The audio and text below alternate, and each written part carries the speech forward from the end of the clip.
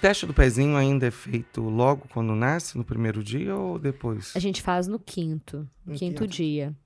E aí a gente pode fazer no centro de saúde, né? No posto de saúde, pelo SUS, a gente faz a coleta no pezinho mesmo. E a gente tem a opção de fazer ampliado pelo plano de saúde ou particular, que aí é uma coleta de sangue normal, na veia e tudo mais. Não é mais obrigado a ser pelo pezinho. Não, porque quando você vai fazer no laboratório, rodam outros exames também. Entendi. Aí não vai da mesma forma, é uma coleta de sangue que é feita na veia. Mas eu sempre recomendo fazer os dois, até porque o nosso teste do pezinho ampliou. Eu não sei aqui. Em Minas já ampliou para 15 doenças. Então, o do plano lá valia 10 e o do SUS valia 15. Que bacana. O do SUS, ó. Que bacana saber isso. Só que tem algumas doenças, por exemplo, que o plano tem e o SUS não tem. Eu falo assim, faz os dois. Isso é muito importante, né? Porque ajuda e salva vidas, né? Nossa, com certeza, né? O pré-requisito para estar no teste do pezinho é ser uma doença que é tratável, né? Não adianta eu descobrir uma doença que não tem cura e cujo tratamento tem que ser precoce. Exatamente. E que tenha uma relevância estatística na população, né? Não adianta eu pegar uma doença extremamente rara. Então, vai hoje fazer a gente... teste em todo mundo, aí não compensa. Não, aí a gente faria triagens de outras formas. Mas é um teste, assim, uma triagem super importante no período, né, do primeiro mês de vida. Né? No primeiro mês, mais precoce mesmo. Normalmente, 5º dia. Mas se for prematuro, colhe bem mais. Colhe entre o primeiro e o terceiro, depois outro com 5, outro com 10, dependendo com 1 mês e 6 meses também. A gente tem que repetir alguns exames. Aí depende muito. Que é prematuridade. Prematuridade, aumentou o número? Aumentou. É um fato. Sim, porque agora a gente consegue fazer eles viverem. Exatamente. Né? Então, antigamente, um bebê muito prematurinho não sobrevivia, né? Ou ele não sobrevivia, ou ele sobrevivia com muitas sequelas e viria a óbito logo depois. Mas hoje, a gente já tem muito recurso para lidar com esses bebês. Nossa, e é uma delícia. Adoro. E vieram doenças decorrentes do excesso de prematuridade que a gente consegue salvar? Assim, complicações sim vieram, né? Então, algumas doenças da retina, né? Doenças do olhinho, que tem que ser acompanhadas com certo rigor. Essas crianças, dependendo, né? Se for uma criança que precisou de um suporte respiratório mais prolongado, é uma criança que vai ter um pulmão mais frágil. Então, às vezes, essas crianças têm até indicação de tomar um anticorpo, né, para prevenção de bronquiolite, que é uma doença que vem de uma gripe, né? Então, é um preço que a gente paga. Imunoterapia. Uma imunoterapia para essas crianças. Isso. Mas é até uma determinada idade gestacional de nascimento. Se foi muito prematuro, toma. Se não foi tão prematuro assim, não tem indicação, né?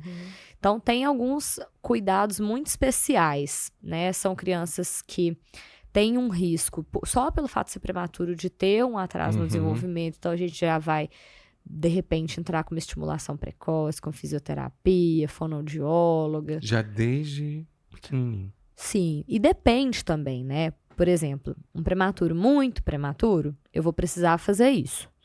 Um prematuro não tão prematuro assim, que nasceu, sei lá, 1 mês antes da hora, tipo, entre aspas. 8 meses. Se ele estiver indo bem, talvez não precise. Aí é o papel do pediatra, a gente tem que acompanhar para saber quem realmente precisa e quem não precisa. E aí, a hora que vocês entram, vão fazer individualmente, curvas, né? Isso. A consulta pediátrica, ela envolve muita coisa, né? Eu vou avaliar crescimento, alimentação, suplementação, porque tem a suplementação padrão, não é nada assim que a gente pode tirar da nossa casa. Não é casa. nada dos adultos, que todo mundo quer suplementar, não é nada disso. Não. É bem assim, para essa idade está indicado fazer isso, né? E aí a gente vai acompanhar tudo isso, e aí num dado momento a gente vai avaliar no conjunto, né? Tanto que as hipóteses da criança são bem, assim, tem uma hipótese, alimentação adequada ou não adequada, vacinação adequada, não adequada, sono adequado, não adequado. A gente aprende assim na faculdade, não sei se todo mundo continua fazendo, mas eu continuo porque eu acho que dá uma checklist, uma visão bem, assim, ampla, você tem que olhar para tudo, né? E aí, dentre essas questões, se alguma coisa está fora do esperado, a gente vai recorrer a outros profissionais, a outro tratamento, né? E o que é o teste da bochechinha?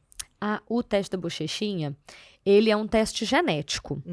Ele é um teste que você passa um suavezinho, um cotonetezinho dentro da bochecha da criança. Mucosa.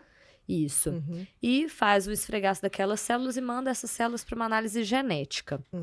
A proposta do teste da bochechinha é que sejam também identificadas não a doença, porque vou identificar o gene. Então, eu vou identificar o risco de ter determinada doença. O risco. O risco, não é a doença. Então, tem o teste do pezinho, né?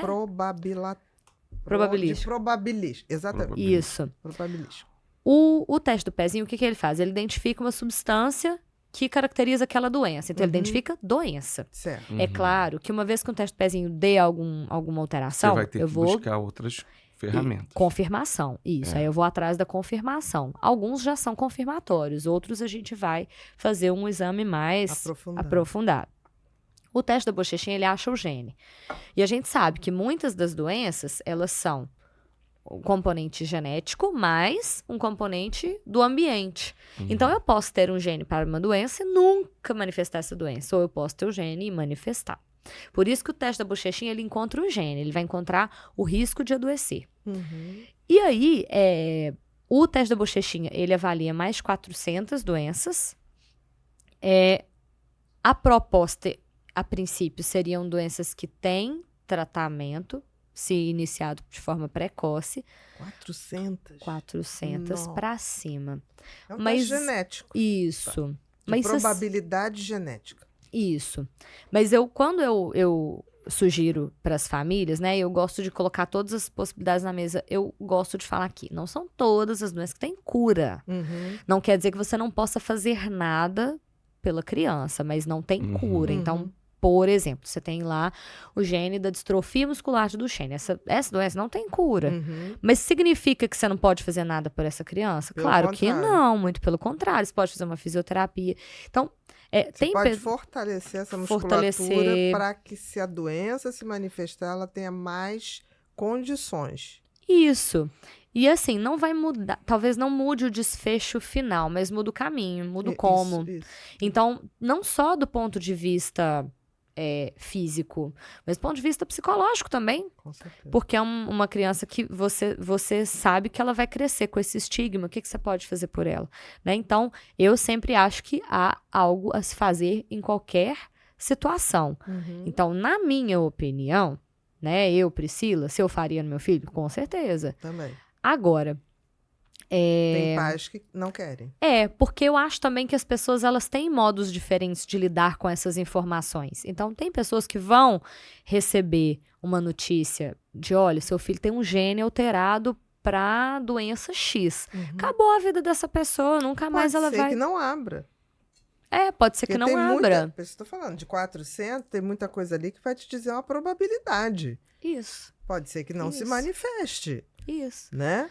Mas, assim, as poucas experiências que eu tive com o teste foram boas. Fizeram diferença. Entendi. Eu tive um paciente que descobriu uma hemofilia rara. Se ele nunca fosse fazer nenhuma cirurgia, talvez ele morresse sem saber disso e não fosse fazer a menor diferença na vida dele. Mas vamos imaginar que essa criança precisa fazer uma cirurgia de amígdala. Urgência. Ou então um apendicite. Que tem que ser feito e rápido. Sim. O anestesista está sabendo, né? Que essa criança, olha, essa criança tem essa condição aqui. Gerou um estresse para aquela família durante um período? Sim. Mas, se um dia essa criança vier precisar, a gente tem ali. Estão bem preparados, vão estar melhor preparados. De urgência, né? Ou até um acidente. Sofre um acidente, né? Tem que saber que sangue vai ser dado para aquela criança, de que forma? De que forma? Fator? Qual fator que tem que ser sanguíneo, suplementado ali? Suplementado ao sangue. Sim. E tem até o Tiago Leifert, ele tem uma filhinha que tem um retinoblastoma bilateral. Isso. Uma que doença é difícil de diagnosticar, porque O teste do reflexo vermelho, que é o teste que a gente faz na maternidade, o ideal seria a gente repetir em consultório com uma certa regularidade. Como eu não quero ficar decorando de quanto tempo eu tenho que fazer, eu faço em toda a consulta, que já facilita. Eu não gasto 5 segundos para fazer o teste. Né? E aí eles desconfiaram porque a filhinha deles estava com o olhinho fazendo um nistagmo, uma movimentação assim. Só que eles aí já foi visto numa idade mais avançada, e aí, né? Então, um dos genes que é identificado no teste da bochechinha é o retinoblastoma. Não significa que a criança vai ter. Não. Mas, vamos supor, se eu tenho um gene numa criança, presente, você vai ficar fiscalizando. Eu vou ficar mais alerta, vou ficar mais atento. Vou no oftalmologista de tantos em tantos meses, no mínimo. Que foi uma coisa que ajudou muito, né? Porque a gente não vê culturalmente. Eu vou levar no pediatra, mas não tem esse costume de levar no oftalmo desde pequenininho. Embora deveríamos, a gente tem que referenciar, né? A referência vem da gente. Mas, infelizmente, também não são todas as crianças que têm a oportunidade de fazer um acompanhamento com pediatra. Certeza. Não, e mesmo a que não tem essa cultura. Agora você falando, né? Uma criança deve ir ao oftalmo quando? Com 6 meses. A partir de 6 meses ela deve ir ao oftalmo. Com 6 meses a gente vai para uma checagem, né? É claro que se essa criança for um prematuro, por exemplo, vai antes. Entendi. E aí, como a gente mantém uma regularidade, normalmente o próprio oftalmologista dita. Olha, volta daqui a 1 ano, volta daqui a 2 anos. Normalmente eles assumem esse compromisso. Esse padrão. Isso. Esse protocolo. Isso. Mais do que padrão, esse protocolo. Exato.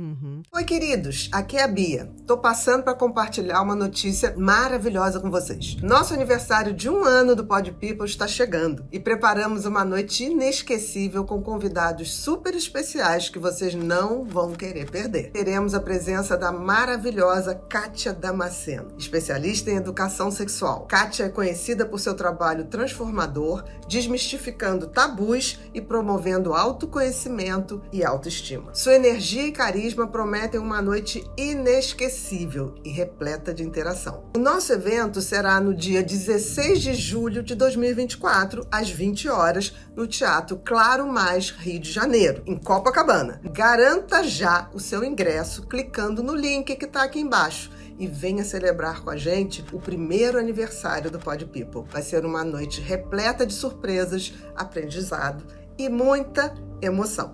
Estamos ansiosos, positivamente, é claro, para ver você. Até lá, não vai faltar, eu te espero.